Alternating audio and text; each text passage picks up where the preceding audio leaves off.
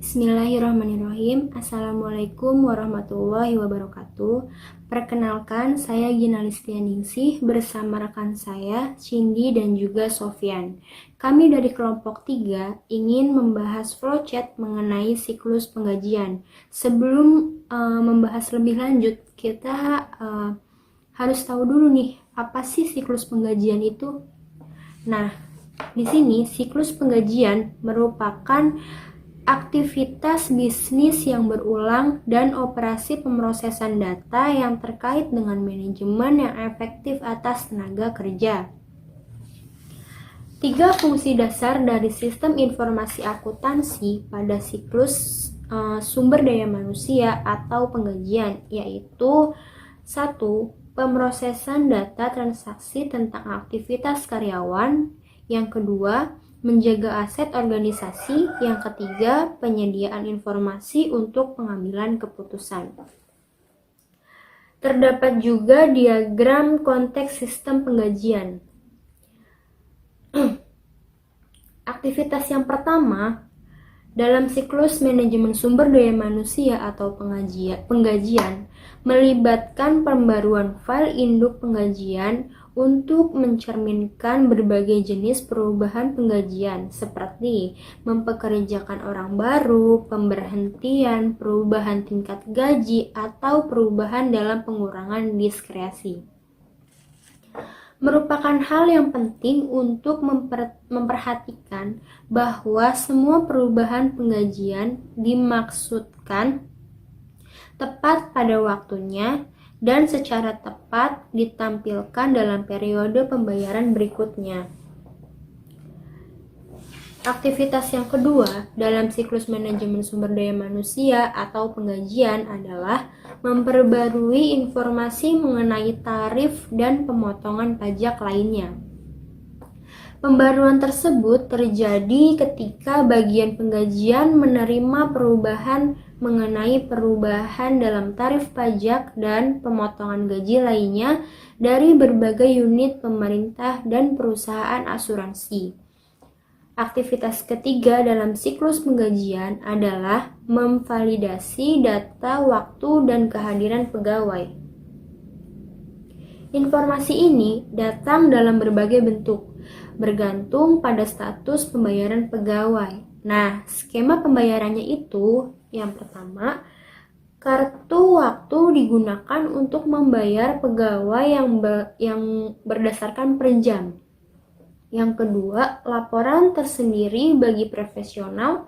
Yang ketiga, komisi langsung atau komisi gaji plus. Yang keempat, intensif dan bonus. Terdapat juga prosedurnya. Apa aja sih prosedurnya? Prosedurnya yang pertama, Departemen Penggajian bertanggung jawab validasi catatan waktu pegawai. Yang kedua, bagi para pegawai pabrik, validasi melibatkan perbandingan jumlah waktu kerja dengan waktu yang digunakan pada setiap kerja.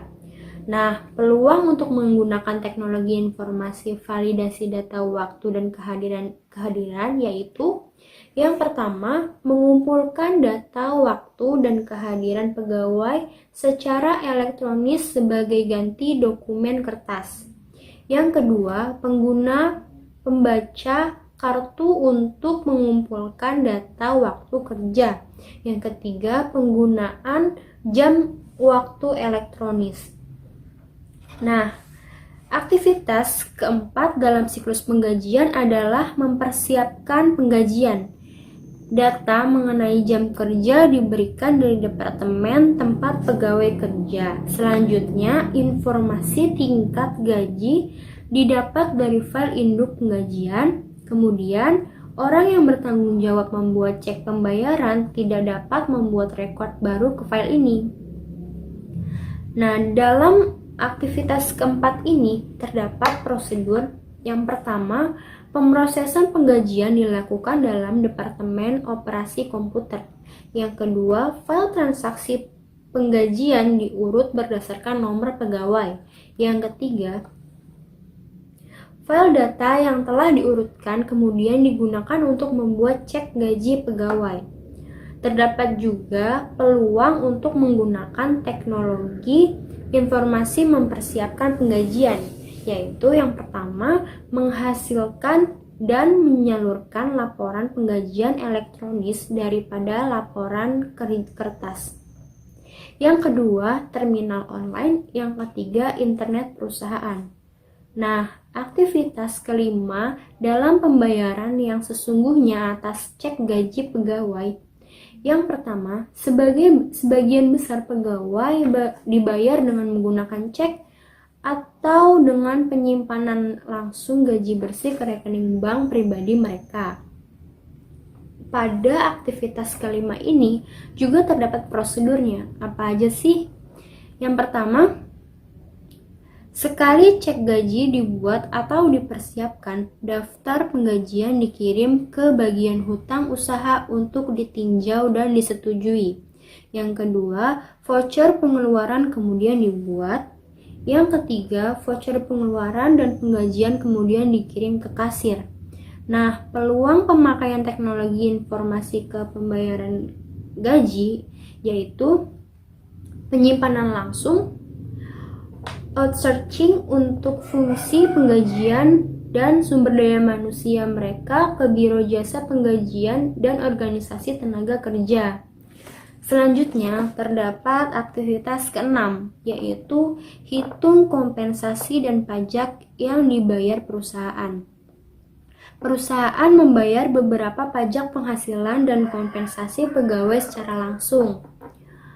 Hukum federal dan negara bagian juga masyarakat perusahaan untuk memberikan kontribusi dalam presentasi tertentu ke setiap gaji kotor pegawai, hingga ke batas maksimum tahunan.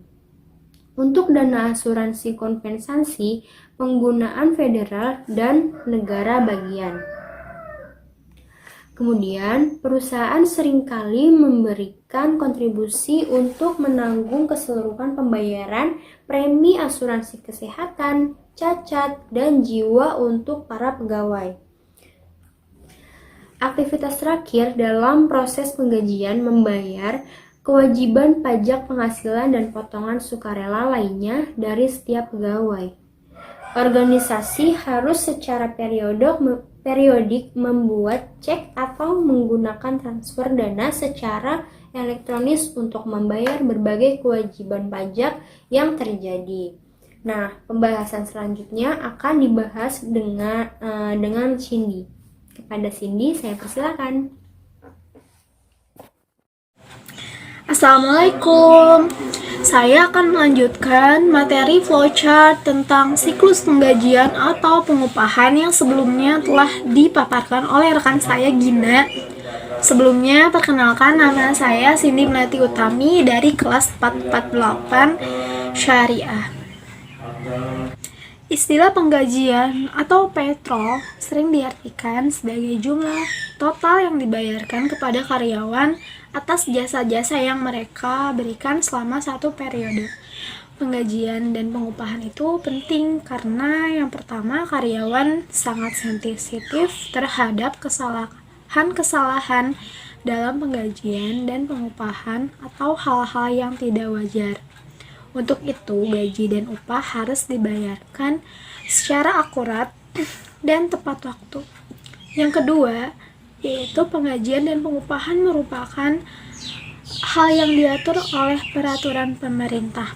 Yang ketiga, yaitu penggajian dan pengupahan serta pajak gaji dan upah yang berkaitan memiliki pengaruh yang signifikan terhadap laba bersih sebagian besar perusahaan, di mana sepertiga dari pendapatan dikeluarkan untuk membayarkan gaji dan upah serta beban yang berkaitan dengan gaji dan upah. Aktivitas dari siklus penggajian yaitu yang pertama, pembaharuan file induk penggajian.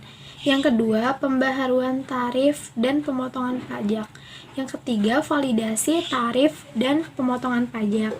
Yang keempat, mempersiapkan penggajian. Yang kelima, membayar gaji. Yang keenam, menghitung kompensasi dan pajak yang dibayar. Yang selanjutnya, mengeluarkan pajak, penghasilan, dan potongan lain-lain. Selanjutnya ada dokumen-dokumen yang digunakan dalam sistem penggajian dan pengupahan. Tadi kan yang pertama aktivitas siklus penggajian.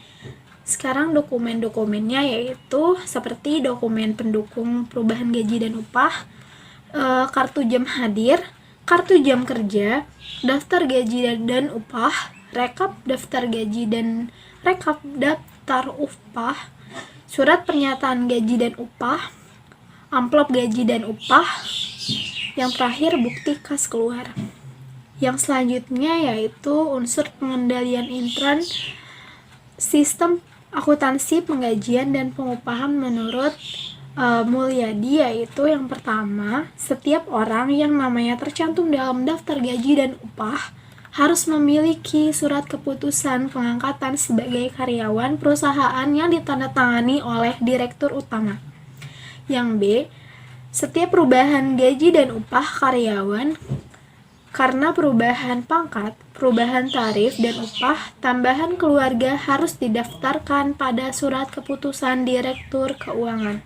Yang ketiga, setiap potongan atas gaji dan upah karyawan selain dari pajak penghasilan karyawan harus didasarkan atas surat potongan gaji dan upah diotorisasikan fungsi kepegawaian. Yang keempat, kartu jam hadir diotorisasi oleh Departemen Karyawan yang bersangkutan. Perintah lembur harus diotorisasi oleh Kepala Departemen Karyawan yang bersangkutan. Selanjutnya di sini ada gambar diagram arus data siklus penggajian dengan deskripsi atau penjelasan. Yang pertama yaitu ada fungsi utama dari SIA dalam manajemen SDM atau penggajian adalah menyediakan pengendalian internal yang memadai agar dapat memastikan terpenuhinya tujuan-tujuan seperti yang A atau pertama, semua transaksi penggajian diotorisasi dengan benar. Yang kedua atau yang B, semua transaksi penggajian yang dicatat valid. Yang ketiga atau yang C, semua transaksi penggajian yang valid dan diotorisasi dicatat. Yang D, semua transaksi penggajian dicatat secara akurat. Selanjutnya yang kedua yaitu ancaman-ancamannya. Tadi kan ada aktivitas dan fungsi SIA. Yang keduanya itu yaitu ancaman-ancamannya seperti mempekerjakan pegawai yang tidak berkualifikasi atau berkelakuan buruk. Yang B, pelanggaran hukum ketenaga kerjaan. Yang C, perubahan file induk penggajian tanpa otorisasi. Yang ketiga atau yang selanjutnya yaitu prosedur pengendalian yang dapat diterapkan. Yang A, prosedur mempekerjakan yang baik termasuk verifikasi keahlian pelamar kerja, referensi, dan riwayat pekerjaan. Yang B, dokumentasi lengkap atau prosedur untuk mempekerjakan karyawan. Yang C, pemindahan tugas.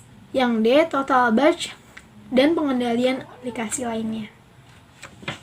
Selanjutnya akan dipaparkan oleh rekan saya yaitu Sopian. Terima kasih. Assalamualaikum warahmatullahi wabarakatuh. Perkenalkan, saya Sopian Suri dari kelompok 3. Di sini saya akan melanjutkan penjelasan dari diagram arus data siklus penggajian. Poin A dan poin B itu sudah dijelaskan oleh Gina dan Cindy. Selanjutnya yang C, kebutuhan informasi dan prosedur. Yang pertama, fungsi ketiga si A adalah memberikan informasi yang berguna untuk pengambilan keputusan. Yang kedua, sistem penggajian harus didesain untuk mengumpulkan dan mengintegrasikan data biaya dengan jenis informasi lainnya agar memungkinkan pihak manajemen membuat jenis keputusan berikut ini. A, kebutuhan pegawai di masa mendatang. Dan yang B, kinerja pegawai. Dan yang C, moral pegawai. Dan yang D, efisiensi dan efektivitas pemrosesan penggajian. Yang ketiga, beberapa informasi biasanya diberikan oleh sistem penggajian. Yang keempat, informasi lainnya seperti data tentang keahlian pegawai diberikan oleh sistem manajemen SDM. Yang kelima, informasi lainnya seperti data mengenai moral pegawai biasanya tidak dikumpulkan baik oleh sistem manajemen atau SDM penggajian. Di sini saya akan menjelaskan flowchart penggajian. Yang pertama, keterangan flowchart penggajian. Yang A, karyawan membuat data diri yang dirangkap menjadi satu lembar. Pertama dikirim ke PSDM _HCD. Lembar kedua sebagai dasar melakukan presensi yang diserahkan ke PSDM HCD. Setelah diproses, slip gaji yang telah divalidasi oleh pemimpin diserahkan bersama dengan uang gaji oleh PSDM atau HCD. Yang B, PSDM dan HCD setelah menerima data karyawan dan hasil presensi PSDM HCD, mereka presensi rekap tersebut diberikan ke bagian keuangan. PSDM HCD merupakan bagian yang memberikan slip gaji yang telah divalidasi beserta dengan uang. Yang C, bagian keuangan. Rekap referensi yang diterima dari PSDM HCD oleh bagian keuangan dibuat slip gaji yang dirangkap 3 lembar. Pertama, sebagai dasar bagian keuangan membuat laporan penggajian. Lembar kedua sebagai arsip dan lembar ketiga diserahkan ke manajer.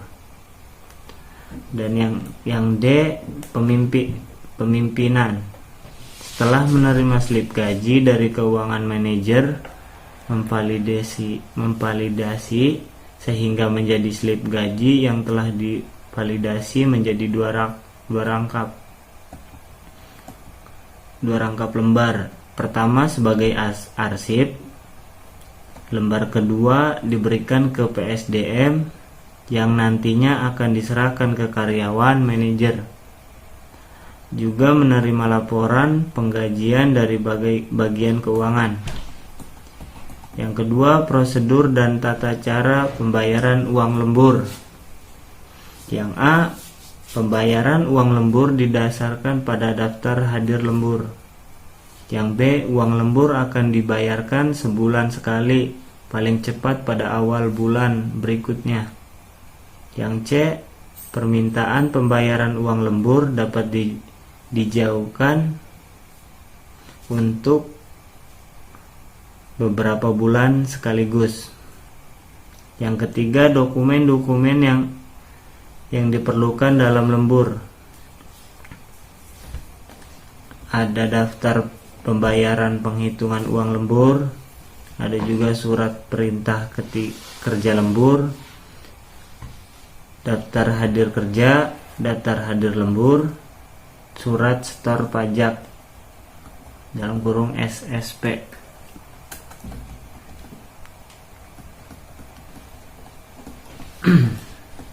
Selanjutnya, flowchart lembur. Yang pertama, keterangan flowchart lembur. Ada juga manajer. Manajer menyiapkan form lembur yang diberikan ke konsumer. Manajer menerima slip gaji lembur 2 rangkap dari bagian keuangan yang divalidasi sehingga menjadi slip gaji lembur yang telah divalidasi yang dikembalikan ke bagian keuangan sebanyak 2 rekap. Manajer menerima laporan penggajian lembur lembur karyawan yang divalidasi lalu dijadikan arsip. Yang kedua, bagian keuangan. Rekap lembur yang diterima dari PSDM HCD diproses menjadi slip gaji lembur tiga rangkap. Slip 1 dan 2 diberikan ke manajer, sedangkan lembar ketiga sebagai arsip slip gaji lembur yang telah divalidasi. Lembar pertama sebagai dasar pembuatan laporan penggajian lembur karyawan, sedangkan lembar kedua diberikan ke karyawan beserta dengan uang. Yang A, PSDM dan HCD menerima form lembur karyawan yang telah diisi oleh karyawan, lalu merekap sehingga menghasilkan rekap lembur. Rangkap 2, lembar pertama untuk bagian keuangan dan lembar kedua sebagai arsip.